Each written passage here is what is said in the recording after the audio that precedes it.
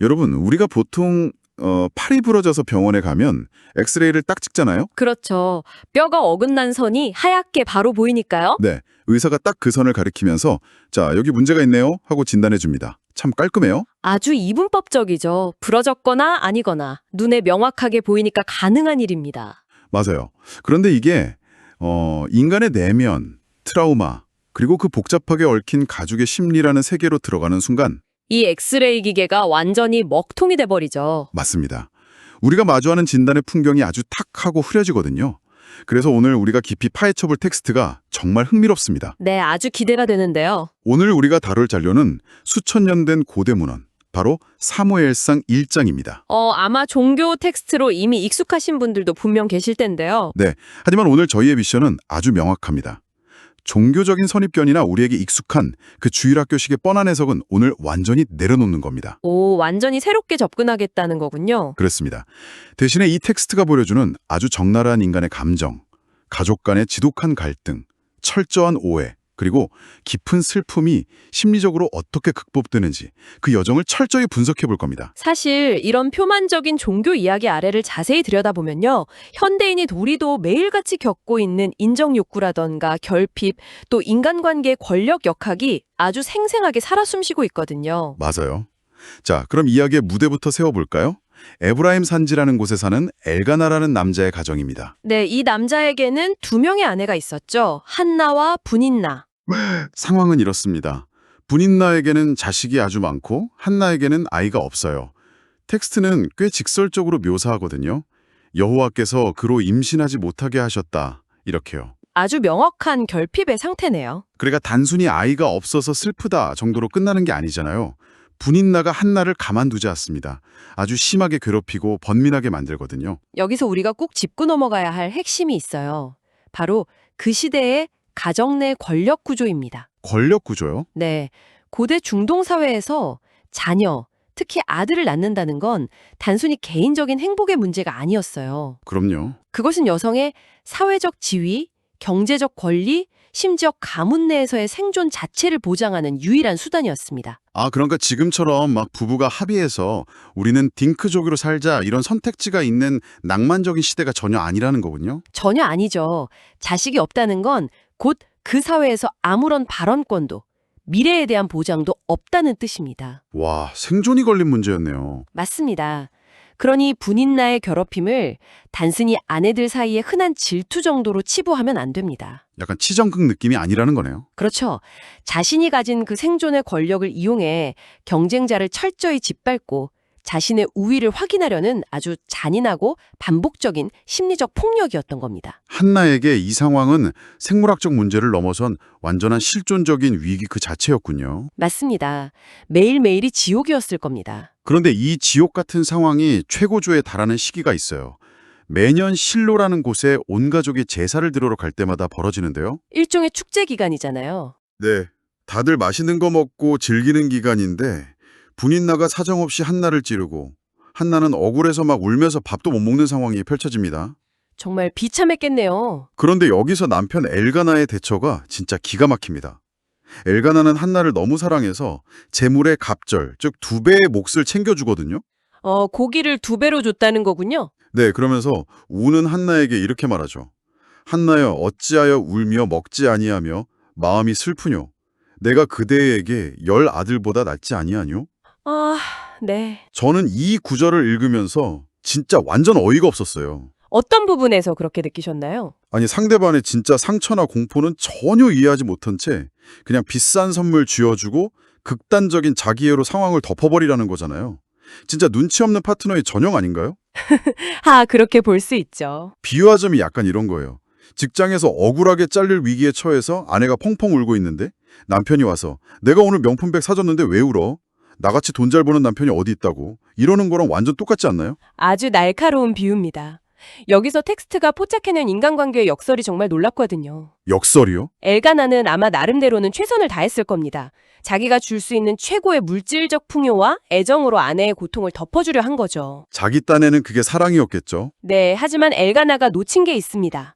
배우자의 맹목적인 사랑이나 경제적 보상이 개인의 내면 깊은 곳에 자리한 실존적 결핍이나 사회적 수치심을 결코 상쇄할 수 없다는 겁니다. 오히려 막 독이 되는 거 아닌가요? 위로가 아니라 약간 입막음처럼 들리거든요. 봐요? 그렇죠. 고통받는 사람 입장에서는 자신의 슬픔이 허락받지 못한다는 느낌을 강력하게 받게 되죠. 너는 지금 슬퍼할 자격이 없어. 내가 다 채워주잖아. 이렇게 억압하는 거네요. 네, 철저히 고립되는 순간입니다. 결국 남편에게서 진정한 위로나 이해를 얻지 못한 한나는 이 숨막히는 가족의 울타리를 벗어나게 됩니다. 남편이 차려준 화려한 고기 식탁을 버려두고 혼자 성소로 향하죠. 이 시점에서 이야기가 완전히 전환됩니다. 맞아요. 흔한 가족 치정극에서 개인의 처절하고 고독한 내면의 싸움으로 방향을 딱 틀어버리거든요. 이 움직임이 심리적으로 아주 중요해요. 한나는 자신의 고통의 원인을 더 이상 외부에서 찾지 않습니다. 불인나랑 머리채 잡고 싸우는데 에너지를 안 쓴다는 거네요. 그렇죠. 그 고통을 통제 불가능한 외부 환경에서 떼어내서 자신만의 내밀한 영적 공간으로 가져갑니다. 거기서 한나는 통곡하며 서원을 하죠. 아들을 주시면 그를 평생 바치고 머리에 삭도를 대지 않겠다고요? 네, 아주 파격적인 약속입니다. 잠깐만요. 여기서 머리에 삭도를 대지 않겠다는 게 구체적으로 어떤 의미인가요? 그냥 머리를 안 자르고 계속 기른다는 건가요? 고대 이스라엘의 나시린 서원을 의미합니다. 이게 단순히 머리를 기르는 헤어스타일의 문제가 아니에요. 그럼 어떤 의미가 숨어 있나요? 포도주를 마시지 않고 시체를 가까이 하지 않으며 평생을 철저히 신에게 온전히 바쳐진 사람으로 구별된다는 뜻입니다. 와, 엄청난 거네요. 부모의 품을 떠나서 완전히 공적인, 영적인 존재로 아이를 내놓겠다는 엄청난 포기 선언이죠. 자신이 그토록 생존을 위해 간절히 원했던 아들인데 얻게 되면 바로 포기하겠다는 거네요. 네, 아주 모순적이죠. 이 약속도 놀랍지만 제가 정말 청취자 여러분과 짚고 넘어가고 싶은 부분은 바로 이 다음 장면입니다. 성소에서 기도하는 장면이죠. 맞아요. 한나가 너무 고통스러워서 성소에서 속으로 미친 듯이 기도를 하는데 입술만 움직이고 소리는 내지 않아요. 극심한 슬픔의 상태네요. 너무 깊은 슬픔에 빠져서 목소리조차 나오지 않는 그 짐승 같은 신음의 상태. 여러분도 살면서 한 번쯤 상상해 보실 수 있을 겁니다. 네, 숨도 안 쉬어지는 그런 고통이죠. 그런데 그걸 멀리서 지켜보던 당시 최고의 영적 권위자 제사장 엘리가 다가와서 호통을 칩니다.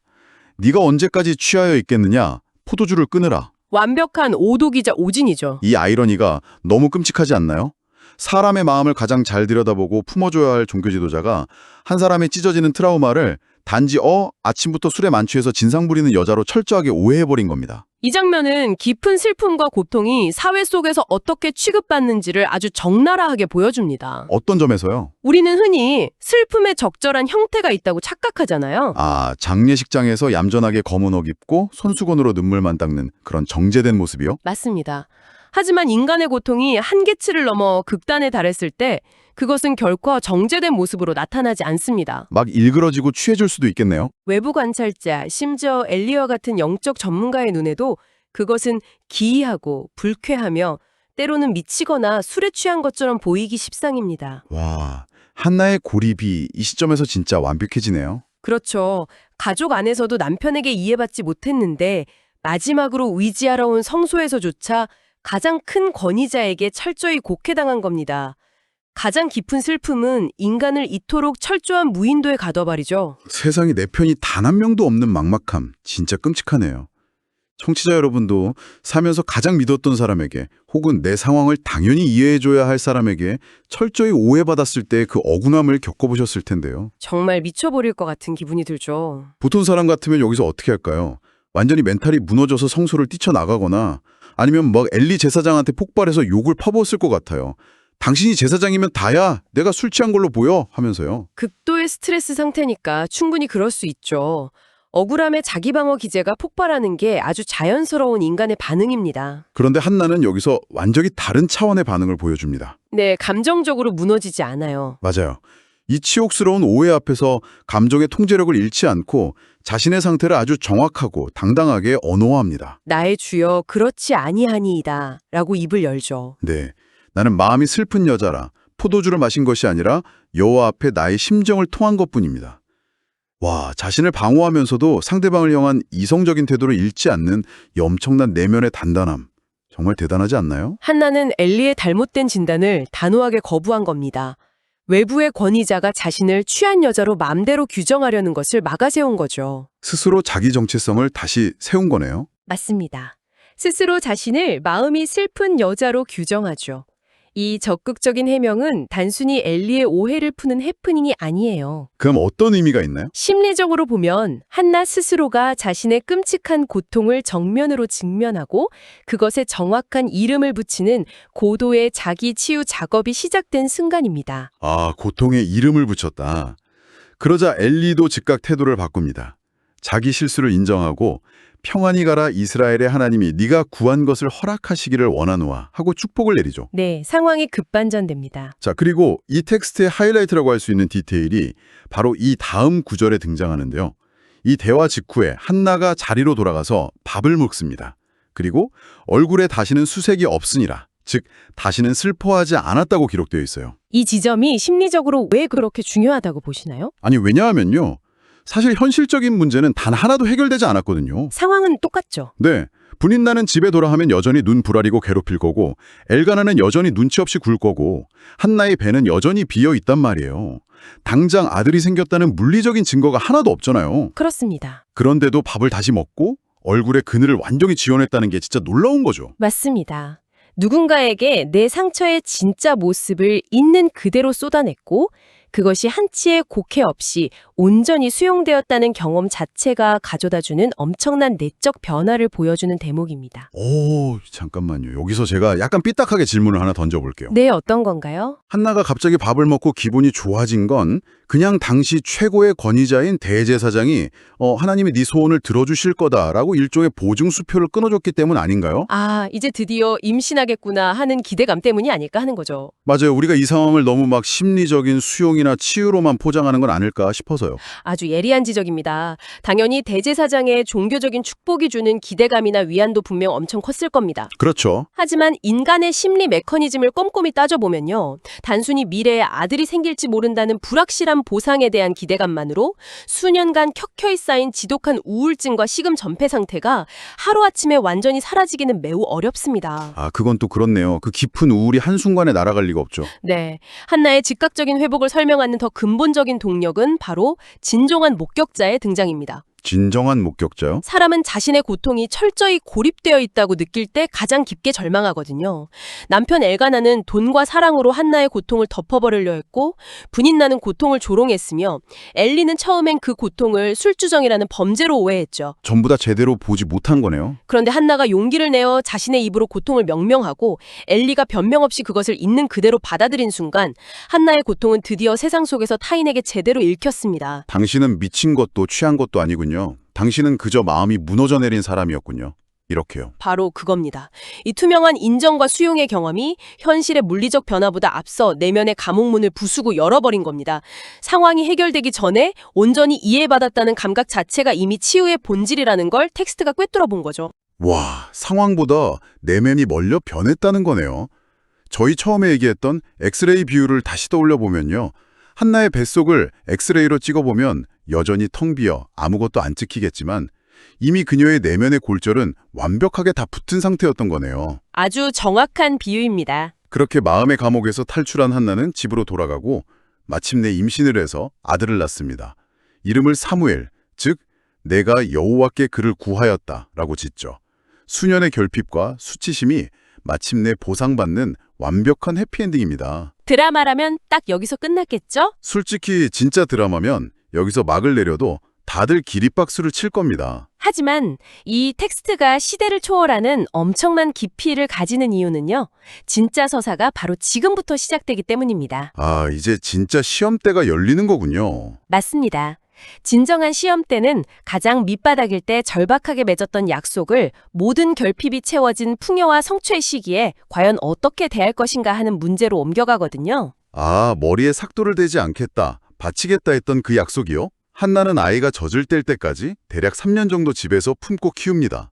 남편 엘가나도 이번에는 고집 부리지 않고 아내 뜻을 전적으로 지지해주고요. 네, 그리고 드디어 아이가 젖을 뗄 때가 옵니다. 그녀는 수소 3마리, 밀가루 1 에바, 포도주 한 가죽 부대라는 엄청난 규모의 예물을 챙겨서 실로의 성소로 다시 갑니다. 여기서 밀가루 한 에바는 대략 22리터 정도 되는 엄청난 양이에요. 22리터요? 와. 수소 3마리와 함께 고대 사회에서는 개인이 바칠 수 있는 거의 최고 수준의 사치스럽고 막대한 예물이었죠. 그녀의 감사와 결단이 얼마나 컸는지를 시각적으로 보여주는 장치입니다. 그 엄청난 예물과 함께 엘리 제사장에게 가서 3살짜리의 사무엘을 딱 맡깁니다. 자기가 예전에 통곡하며 기도했던 바로 그 여자라고 밝히면서요. 그리고 이렇게 선언하죠. 나도 그를 여호와께 드리되 그의 평생을 드리나이다. 그리고는 미련 없이 떠나죠. 정말 뒤도 돌아보지 않고 아이를 두고 떠납니다. 청취자 여러분, 이 행동의 무게감이 직관적으로 다가오시나요? 제가 제 방식대로 한번 비유를 해볼게요. 네, 들어보죠. 평생을 피눈물 흘리며 고생해서 1인 스타트업을 만들었습니다. 주변의 조롱과 무시 다 견뎌내고 마침내 그 회사를 수조 원 가치의 유니콘 기업으로 상장시켰어요. 그런데 상장해서 떼돈 버는 그 첫날, 그 주식 100%를 생판 남인 공익재단에 다 기부해버리고 맨몸으로 걸어 나오는 거랑 똑같은 거 아닙니까? 와, 그 스타트업 비유가 상황의 막대함을 아주 잘 보여주긴 하는데요. 하나 결정적인 차이가 있습니다. 어떤 차이요? 스타트업은 험난하긴 했어도 결국 내가 내 능력과 노력으로 일궈낸 성취잖아요. 하지만 한나에게 이 아이는 철저한 무능의 상태에서 외부로부터 주어진 절다적인 선물이었습니다. 아, 내가 만들어낸 게 아니라는 거군요. 네, 내가 번 돈을 다 기부하는 것도 미치도록 아깝고 힘든 일이지만요. 내 삶의 가치를 증명해주고 생명을 구원해준 유일한 동아줄을 스스로 놔버리는 건 인간의 본성을 완전히 거스르는 훨씬 더 급진적인 상실의 선택입니다. 대체 어떻게 그럴 수 있었을까요? 자기를 증명해줄 유일한 무기이자 존재인데 말이에요. 만약 한나가 사무엘을 단지 분인나와의 권력투쟁에서 이기기 위한 트로피나 소유물로 생각했다면 절대 불가능했을 겁니다. 아, 봐라 분인나 나도 아들 있다 하면서 매일 자랑했겠죠. 그렇죠. 아이에게 화려한 옷을 입히고 자신의 소유로 악착같이 움켜쥐었을 겁니다. 하지만 한나는 그러지 않았습니다. 움켜쥐지 않았다. 여기서 우리는 철저한 비소유의 철학을 봅니다. 한나에게 아이는 경쟁자를 이기기 위한 도구가 아니라 응답받은 은혜 그 자체였습니다. 은혜 그 자체요? 절망 속에서 기도했고 응답받았고 완벽하게 이해받았다는 그 내면의 숭고한 승리감만으로 이미 완벽하게 충만했던 겁니다. 목표를 달성하자마자 그것을 물리적으로 소유하는 데 집착하지 않고 기꺼이 놓아버리는 경이로운 초연함이죠. 쟁취하자마자 놓아버린다. 와, 정말 무서우면서도 소름 돋는 통찰이네요. 자, 오늘 우리는 끔찍한 가족 내의 갈등, 배우자의 지독한 눈치 없음, 뼈를 깎는 슬픔과 권위자의 철저한 오해를 거쳐온 한 여성의 서사를 촘촘히 따라왔습니다. 정말 파란만장한 여정이었죠. 네, 그리고 그녀가 그토록 원하던 바를 마침내 손에 넣었음에도 그것을 자신의 소유로 악착같이 움켜쥐지 않고 기꺼이 내어주는 위대한 결단을 함께 목격했습니다. 이 이야기는 현대를 사는 우리에게도 아주 날카로운 질문을 던집니다. 우리도 각자 피를 토하며 간절히 원하는 무언가가 다들 있잖아요. 승진이든 재물이든 어떤 관계든 말이죠. 맞습니다. 그런데 마침내 그것을 손에 쥐었을 때 우리는 과연 그것을 어떤 태도로 대합니까? 아, 내가 어떻게 대하고 있나? 그것을 놓칠까봐 전전긍긍하며 또 다른 권력의 도구나 집착의 대상으로 삼아버리진 않나요? 한나의 빈손은 우리가 성취를 대하는 태도에 대해 아주 무거운 화두를 던져줍니다. 맞습니다. 오늘 이 깊이 있는 탐구를 마무리하면서 청취자 여러분께 조금 도발적인 생각 하나를 던져드리고 싶어요. 어떤 생각인가요? 이 텍스트에는 명시되어 있지 않지만 그 이후의 장면을 머릿속으로 한번 상상해 보시는 겁니다. 한나는 생의 가장 큰 성취이자 승리의 결과물인 사무엘을 성소에 영원히 남겨두었습니다. 그리고 다시 짐을 싸서 고향 집이 있는 라마로 돌아가야 했죠. 그 귀한 아이 없이 완전히 빈손으로 말입니다. 네, 맨손으로요. 그녀가 문을 열고 들어간 그 집에는 과연 누가 있을까요? 여전히 속 좁고 눈치라고는 없는 남편 엘가나가 앉아있겠죠. 그리고 분인나도 있겠네요. 네, 한때 자신을 미치게 만들 정도로 괴롭혔던 분인나가 여전히 그 집 안방 한 구석을 떵떵거리며 차지하고 있을 겁니다. 환경은 문자 그대로 단 하나도 변하지 않았습니다. 똑같은 지옥이네요. 맞아요. 그 독성 강한 지옥 같은 가정으로 빈손으로 다시 걸어 들어갔을 때 한나는 과연 그 상황을 어떻게 마주했을까요? 여전히 분인나의 눈치를 보며 위축되었을까요? 아니면 엘가나의 엉뚱한 위로에 또다시 상처받고 분노했을까요? 아마 전혀 달랐을 겁니다. 저도 그렇게 생각합니다. 내면의 완전한 해가를 얻은 사람은, 자신의 고통을 직면하고 마침내 그것을 완전히 놓아버리는 법을 배운 사람은 똑같이 끔찍한 환경 속에서도 이전과는 완전히 다른 차원의 삶을 살아냅니다. 빈손이지만 결코 빈손이 아닌 거네요. 문을 열고 들어가는 한나의 그 빈손이 결코 초라해 보이지 않는 이유죠. 과연 진정한 내면의 평안과 자유란 어떤 모습일지 여러분 각자의 생각과 상상에 맡겨두며 오늘 이야기는 여기서 마무리하겠습니다. 함께 생각하고 고민해 주신 여러분 감사합니다.